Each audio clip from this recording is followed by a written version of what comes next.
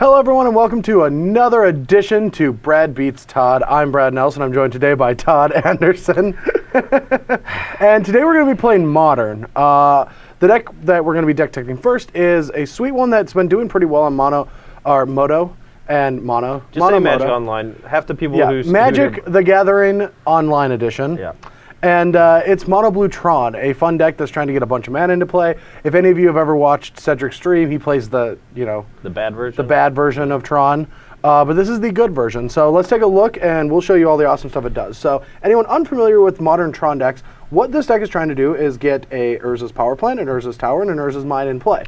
And with all three in play and no Blood Moon, you can produce 7 mana with just all three of these. And with that mana, you get to play a lot of awesome stuff. Yeah, if any of you ever played Cloud Post when it was in Standard or before it got banned in Modern, this deck is very similar to that, where it's just trying to generate as much mana as possible and then leverage that with spells that only cost like a singleton blue to do big stuff, or just casting gigantic artifact things. Yeah, and so the way a deck like this operates is it's a control deck at the beginning with remands, repills, condescends, even some of your other ways like Solemns to block. Just you're trying to get a bunch of mana into play, and then once you do, your deck goes into hyperdrive, and it does a lot of powerful things, whether that is Mind Slavers, Wormcoil Engines, Sundering Titans, Platinum Angels, O-Stone, and now there's only a very few of these cards, and the reason for that is the deck also runs Gifts Ungiven, Treasure Mage, and a Fabricate.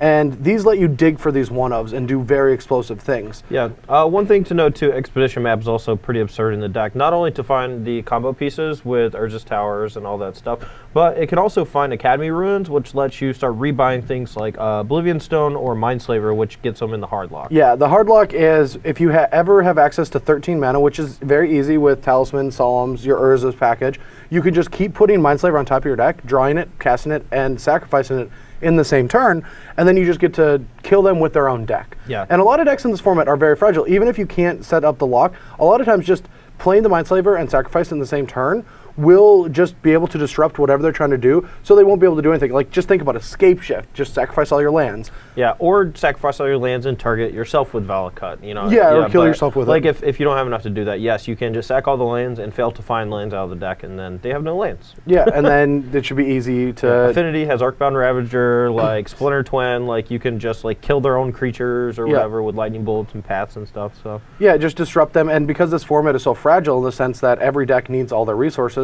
you eliminate all their resources tends to just give you the win unless you brick off multiple turns. I've only lost after activating Mindslaver like once in my entire life, and I've cast Mindslaver a lot. Yeah, but that's pretty much the deck. We have Thirst for Knowledge to draw a bunch of cards, and we're just going to be trying to do a lot of big things with this deck. Yep. One thing I'm not really sure on is Cyclonic Rift. I know it's a newer addition to the deck, and it's not something I've actually seen in practice. It seems kind of cool where if you just need a big reset button, it's similar to Oblivion Stone.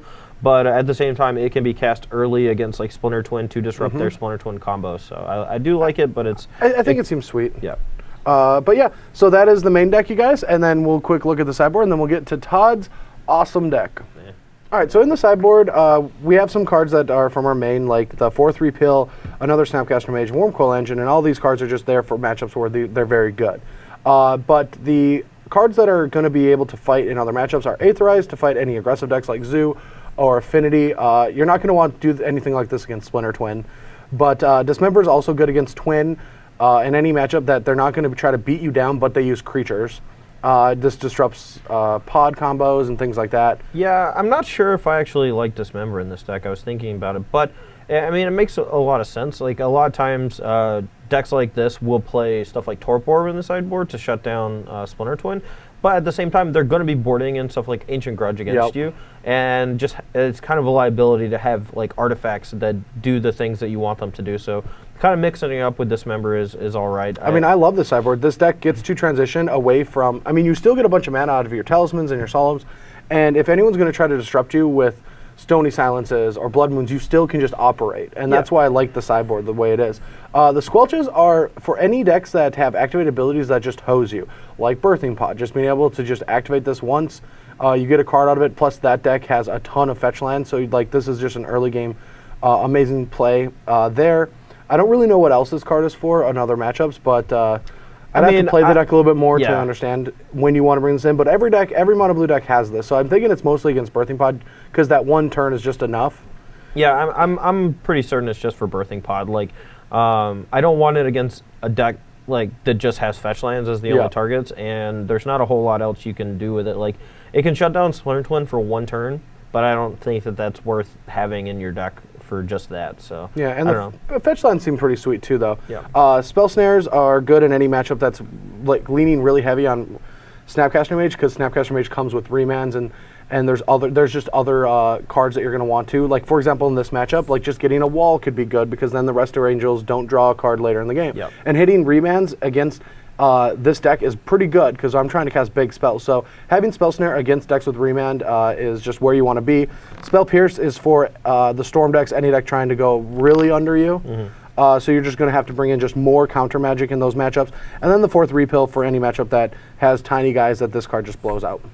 Yeah, I think one card that I was thinking about for this deck would be something like Defense Grid, where when decks, like against like the control decks that are having a lot of counter spells, a lot of times you don't want to hold up mana on your own turn. You just want to just start jamming your gigantic threats. But the problem, all the control decks are combo decks, and you want to interact with them on their turn too. That's fair too. And that is a universal effect. Sure, that makes sense. Cool. Yep. But anyway, guys, thanks for watching this deck tech. We'll get to Todd's awesome blue-white-red deck. Well, it's not his, but it's, you know. Sean McLaren's blue-eye-red, slightly modified from Grand Prix Minneapolis. Yeah. Yeah, but it's a doozy. Yeah, and then our buddy Chihoy ended up winning a PTQ with it the other week, so we wanted to give it a spin. Yeah, thanks for watching.